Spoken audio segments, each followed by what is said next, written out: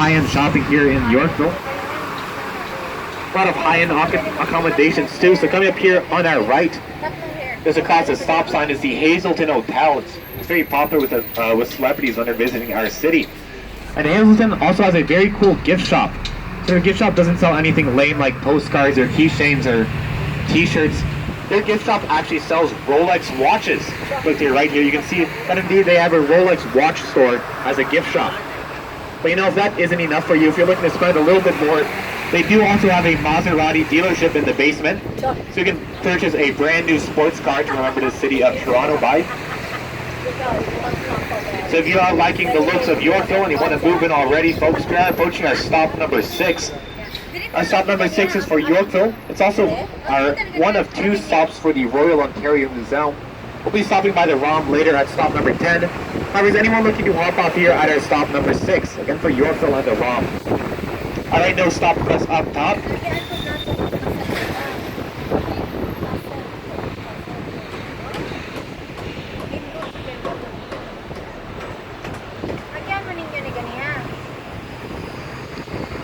Now folks, I'll recommend you get your cameras ready, because in a few moments we'll be seeing one of Toronto's most photographed landmarks.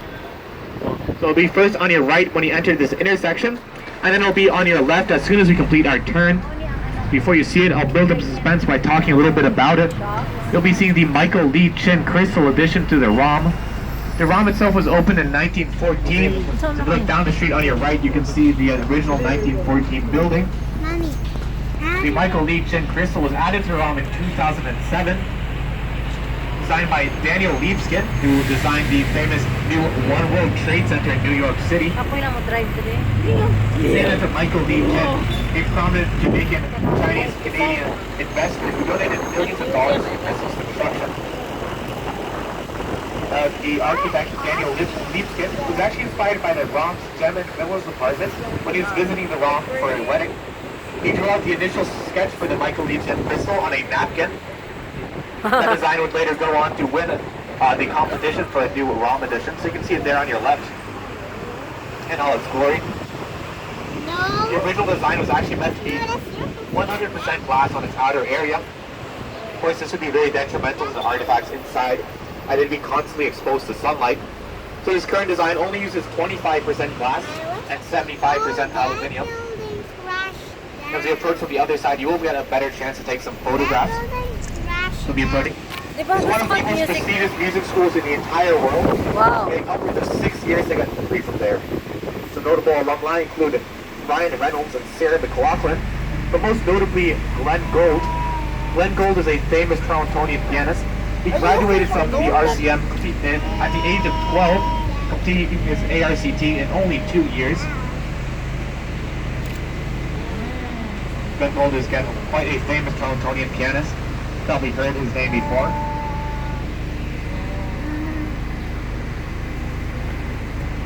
Varsity Blues Stadium. Wow. Varsity Blues are the university's American football team.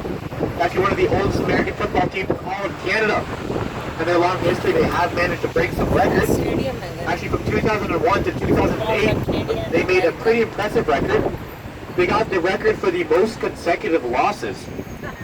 So, Stimulus Switch. Rochdale College was a sort of indie counterculture college that opened there in the 1960s.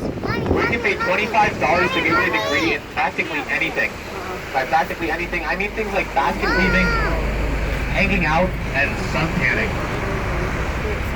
So the school's very lax admission policy causes residents to become a pretty main city. And here you're going to find a lot of Edwardian and Victorian style houses from the late 19th and early 20th century. This is where Toronto's elite used to live, the 1%. The size, location, and historical value of a lot of these houses makes them very valuable. In fact, the average house here, the annex, costs $2.1 million. So there are some celebrities here, including Mike Myers, Jim Carrey, and Margaret Atwood. Of course, most people are not celebrities, so they can't afford multi-million-dollar estates.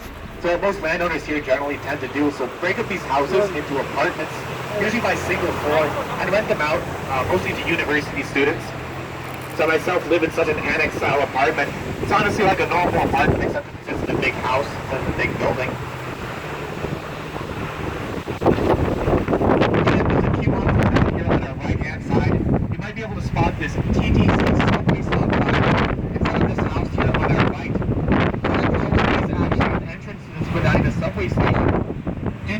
That is the Casa Loma, built by Sir Henry Mills Pellet. Sir Henry Mills Pellet at the beginning of the 20th century had the monopoly on electricity here in Toronto. He owned the Toronto Electric Light Company. Quite literally, every time someone switched on a light bulb here in the city, he was making profit. Na may mga ano. You're wondering why he built this castle? It was actually a birthday present for his wife. So his wife's birthday was coming up, and he looked over to her and said, "Lady Mary, what would you like for your birthday?" Lady Mary's quite modest and said, a nice little home, somewhere to raise our children would be great. Tanaw na to. Now, Sir Henry was a Pilit real ta big sa itong mga kind gikwan. of guy, so he said, you know what, I'm going to do you one better. He decided to build a castle. Now, folks, before I continue on with that story, we are going to be going underneath another low bridge. So just a reminder for everyone up top to remain seated. Keep your arms length and Sylvie six down and inside the bus. And we're all clear up top. So constructing the castle, Sir Henry hired the famous Torontonian architect E.J. Lennox. Look at that. E.J. Lennox has been nicknamed the man who built Toronto. So Sir Henry had hired the man who the Casa Loma on your trip up to Toronto. I always recommend you go early in the day. It is an early closing attraction. Admission to the castle stops at 4 p.m. and they kick everyone out by 5 because the Casa Loma is used for private events in the evenings. It's actually the most popular wedding destination in Toronto. There's a 5-year wait list to have your wedding held there. Nge. So take my advice, make your reservations today, start looking for your spouse later. Oh yeah, But good. like I said, admission to the castle stops at 4. They kick everyone out by 5. It is currently about